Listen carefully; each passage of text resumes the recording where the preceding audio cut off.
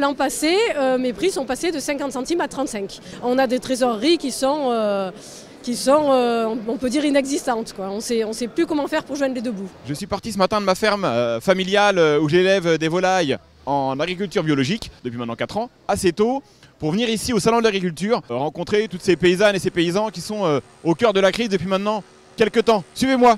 Moi, dans mon cas, par exemple, je valorise les agneaux en ce moment à 9,50 € du kilo. Il faudrait que ce prix-là soit quasiment le même toute l'année. Il ne faudrait pas que ça descende en dessous. Mais le souci, c'est qu'on ne peut pas continuer à augmenter ce prix de vente-là. Pourquoi? Si on augmente ce prix, on va augmenter encore le prix après en supermarché. Et bien, effectivement, derrière, la viande est encore plus chère.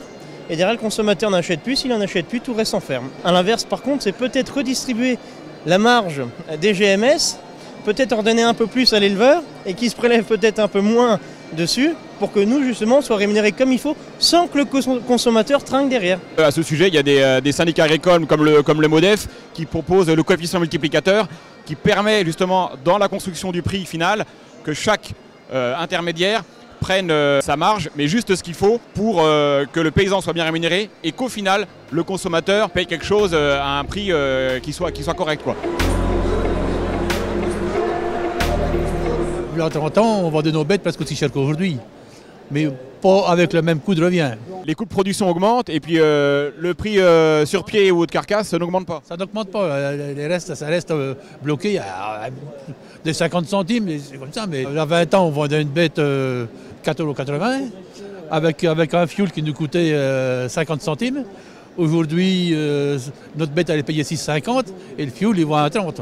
Les engrais qui ont triplé. Si les prix planchers sont décidés par les paysans, par filière, par région et j'ai envie même de dire par période de l'année, ça pourrait commencer à réfléchir un peu autrement peut-être. Si on a un prix assuré qui reste tout au long de l'année, c'est sûr ça nous permettrait de voir autre chose et puis de vivre. Que ce que nous on vend, que ce soit au même prix que ce que soit à l'étranger, quoi. Enfin, surtout qu'il y a les normes aussi. Enfin, si nous on a des normes à respecter en France pour vendre nos produits et puis qu'à l'étranger ils ont d'autres normes, enfin, il y a un problème d'égalité, donc il faut remédier à ça, quoi. Surtout que la France on a quand même beaucoup de normes à respecter, donc c'est pas très juste. Et qu'est-ce qu'il faudrait faire pour que l'installation soit plus facile et qu'on ait plus de jeunes pour reprendre nos fermes? Des aides, plus d'aides peut-être, je sais pas. Il y a un meilleur prix aussi? Ouais, aussi des aides un peu plus... parce que mine de rien, le prix d'exploitation c'est cher, quoi. Quand on est jeune et qu'on débarque, on n'a pas forcément un sou en caisse pour commencer. S'installer c'est très compliqué, quoi. Déjà on n'a pas forcément envie quand on voit tout ce qui se passe et puis il faut une entrée d'argent quand on s'installe, quoi. On travaille avec des négociants qui vendent principalement à des industriels pour la pomme à compote, donc pour les compotes de pommes. Et là, les prix pas encadrés et avec des marges pas du tout encadrées non plus. On a des fluctuations de prix très importantes, notamment en 2023 quand le prix du bio s'est effondré. Par exemple, quand avant, je vendais les pommes aux alentours de 50 centimes le kilo hors taxe. Donc c'est des prix qui étaient rémunérateurs difficilement suivant les années parce qu'en cas de gel par exemple 50 centimes on s'en sort difficilement et donc du coup l'an passé mes prix sont passés de 50 centimes à 35. On a des trésoreries qui sont on peut dire inexistantes, quoi. On sait plus comment faire pour joindre les deux bouts. Ça va? Ça pourrait aller mieux, on va dire. Vous arrivez à vous sortir un salaire ou pas?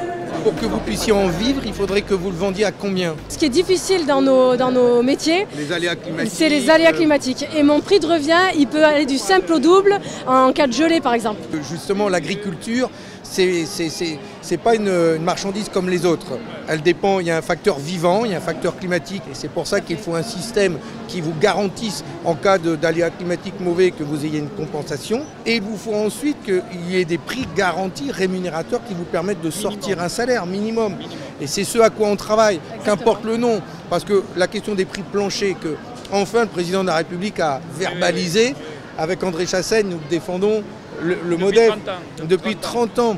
Ça y est, c'est mis sur la table. Si la filière ne se met pas d'accord, mais que l'État intervienne pour qu'il y ait une juste répartition de la marge, de la valeur ajoutée. C'est pas normal qu'il y ait que le transformateur ou la grande surface qui gagne des sous, et parfois beaucoup de sous. Il faut que vous puissiez en gagner aussi et que vous puissiez vous payer avec ça. En fait, là, je suis avec Luma qui me suit dans une déambulation où j'ai rencontré pas mal de paysans, etc., notamment dans le salon d'élevage, parce que je suis un éleveur aussi, quoi. C'est les prix planchers. Moi, sur la ferme familiale, j'ai regardé les chiffres de mon grand-père quand il emmenait du blé à la coopérative. C'était 100 francs le quintal en 83. J'ai fait le calcul avec l'INSEE, là, voir combien ça faisait en euros constants aujourd'hui. Et on est à 350 € constants la tonne de blé en 83. Aujourd'hui, elle est à 200 et même un peu moins, etc. À l'époque, il y avait un office public du blé. C'est révélateur, ces chiffres que vous me donnez, et j'en entends plein comme ça, montrent que sur les marges qui sont réalisées dans l'agriculture, c'est vous qui souffrez le plus. C'est-à-dire que c'est sur votre dos que l'industrie et les grandes surfaces se font du blé. Ils gagnent beaucoup d'argent, ils se font du blé, ils se font du beurre, ils se font de l'oseille. Ça reste dans le monde agricole, mais c'est sur votre dos que ça se fait. Et donc, il faut aujourd'hui rétablir plus de justice fiscale, sociale, c'est-à-dire faire en sorte que sur la marge réalisée, vous, agriculteurs, producteurs, vous puissiez non seulement vous payer un salaire, payer des cotisations pour votre retraite, pour votre santé, mais aussi tirer du bénéfice pour pouvoir investir, tenir compte des aléas climatiques, d'une maladie qui interviennent.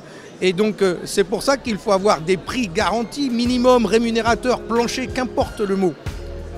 Mais en tout cas que l'on vous garantisse des revenus suffisants vous permettant de voir l'avenir et de vivre.